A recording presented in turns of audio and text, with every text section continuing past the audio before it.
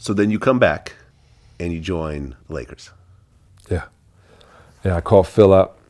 I watched, it was 99, it was that half season, and I watched the Lakers with all that talent lose. And we're watching it lose, and I don't really watch ball anymore, and I'm watching it. And I just get to my wizard, I open it up, I get Phil's number, I call him.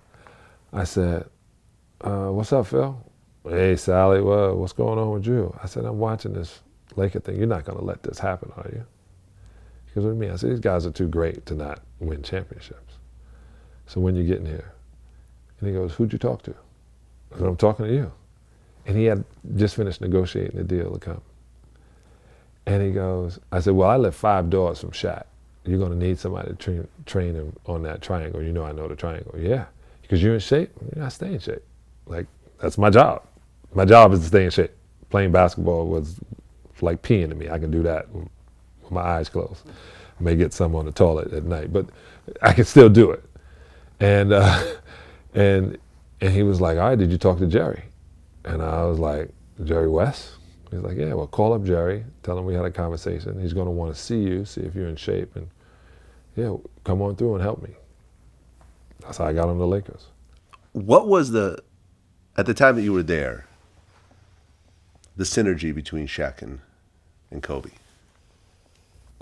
This is the craziest thing. There was no problems between Shaq and Kobe. At that time? Yeah, like I got pictures. I got video. So I was working for Fox when I was with the Lakers. Didn't get paid a lot. But that was back in the days when I'm trying to get into the business. And my boy Bardia, they give me a camera and I'm doing, my spider cam that I did on Detroit. And Kobe twisted his ankle in the finals against Indiana. And working on it. And getting off the bus, he gets on Shaq's back. And Shaq is carrying him into practice, sitting him down, and they come back. Shaq puts him back on his back, carrying him back to the bus. All that stuff came from he say, she say, talk it, and then people started believing their own smell. And then it got to a point. And Kobe was quiet. I mean, quiet. I was in the studio with him while he was making his record. I thought it was good. Everybody else was killing him. I was like, sounds like what's out now. What are y'all talking about? They just never gave him a fair shot. But he watched film all the time. He watched old film of players. He watched everything Michael's ever put on tape. He watched it. And then I heard about that stuff, and I would have never believed it. I never believed it. Right, because you won another championship with the Lakers. Yeah, I won my 4th. Your 4th. You won 4 championships with 3 different teams. One of 2 players to ever do that. In 3 decades, 2 millenniums. Yeah. Just thought I'd mention that. 4 rings. 4 rings. How did it feel to have 4 rings? It feels okay. like they're with a collector now. This collector has them, and they're like when they do these card shows and all that stuff. Wait, you sold your rings? No, he has them on tour. Oh, okay. It's like everybody asks me that, and I go, they're trophies. Yeah, and they look at it so crazy when I hear that, and I go, And I'm gonna tell you, I retired 17 years ago, so I see it different than everybody else. Like, I take my daughter to school every day, so my priorities or my things that I look back on entirely different. I mean, a lot of people look at the Kobe and Shaq situation and they kind of compare it to the LeBron and Kyrie situation. They shouldn't. No? No. Not the same thing? No. The Kyrie situation, 2 championships. Where was he going to go? What was going to happen to Kyrie when LeBron leaves in a year? Because you said he's going to retire this year. So what I mean by that, in context, when they lose a championship, right? But they win the championship before. He does exactly what he said he's going to do. If he then stays on and plays another 2 years and doesn't get back in the situation, you're going to look back and be like, man, he lost it, man. He was stepping. Man, he would hit that shot 3 years ago. Yeah. What I was saying is, if you're not going to win championships, because right now he's not playing for money. Right. He took a lower salary. Yeah, not playing for money. He's playing because at the end of your career, they say what you said to me. You have 4 championships. They don't say you average this many rebounds, this many block shots, this many fouls. You were dating this girl. They only talk about, as Chuck Daly would say, God rest his soul, coaches, they talk about wins and losses, right? At the end of your career, they talk about from 86 to 2000. They talk about years. They don't talk about what happened and what happened in those years. So I know if I were LeBron, I would be in a Laker uniform next season. You said that. Yeah. It makes all, what is he, 36 now? 34? Something like that. It makes all the sense in the career for him to end it out here in Los Angeles. 32. 32. He got another 4 years left, at least. Well, maybe not, because his body is, but he takes care of his body too. That's why I said, this guy has done everything we should have and everything we've done. So he improved on everything. So that whole working out, staying in, making it a part of it.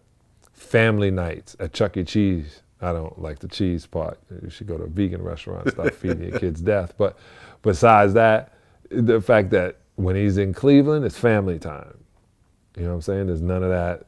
There's no bad stuff going on in Cleveland. You don't hear about, any Kevin Hart situations with LeBron. Not at home. Not in Cleveland.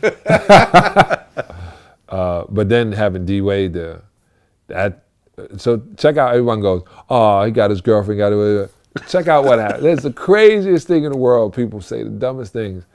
If I have my boy that I've been in the trenches with, that I lost with, and I've won with, and I've won, this is my boy, and I get to play with him, a guy where you can go somewhere and you know where he's gonna be. Right. He knows what you're gonna do. That right there is the easiest part. And you come in with a winning mentality, and he's a vet. Yeah. So he makes your team better. You sell more jerseys. It makes it more visible. I mean, it's the perfect thing to do. Right, and Wade took almost no money to play. Yeah, because the money. Now let's go back to the business side of us. D Wade owns 10, count them, 10 D Wade stores in China, where they only sell D Wade stuff. You don't have a D Wade shirt, pair of sneakers, shorts, hat. Me either. Right. Yeah. Li Ning. Yeah. He has 10 stores. 10. So in a place that has 1.78 billion people, 300 million of them, when basketball is on, watch. There's 379 million Americans. If you're playing on the number 1 team by the number 1 guy, your jersey, your sneaker, your everything is going to sell. He don't need the money from the NBA. Yeah. He need the platform. Right. He just got it. He got it. The money these days is way bigger than it was when you were playing. God bless him. Charles Barkley said, don't think you got that check because you good. Don't think you're great players while you got that contract. Some guys get a contract, like if you get drafted now, and say you got drafted number 8, with the rookie contract, you get 20% more than the guy who got drafted the year before you. You don't even need an agent in your first 4 years because it's already set money you're going to get. And that's big money. Because like I said, the players got smart, got together, realized we were the product, what should happen in college, realized they're the product, and without the product, so if you don't do, we're going to get somebody else. That should prove to you you're just a product. Now we revenue share. I get a check every 2 years from video games. I was in Y2K13. Like, I stopped playing in 2000. So we did great deals.